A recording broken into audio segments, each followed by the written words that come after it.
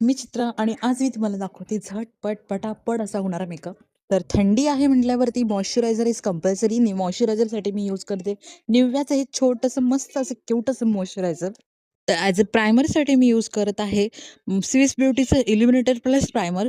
तर lip balm लावायला विसरले होते, त्यामुळे लिप बाम लावून घ्या कंपल्सरी. तर बर्वाचं हे फाउंडेशन आहे जे मी खूप कमी यूज करते, पण ॲक्च्युली हे तुपापासून बनलेलं आहे आणि म्हटलं थंडीच्या महिन्यामध्ये तूप चेहऱ्यावरती बेस्ट आहे ना. चेहऱ्याला हे थोडंसं मॅट फिनिशिंग देत होतं, म्हणून मी व्हेरी मिस्टचं हे फाउंडेशन यूज केलेलं आहे. तर फुल कव्हरेजसाठी मी यूज करत आहे व्हेरी मिस्टची सी कॉम्पॅक्ट पावडर.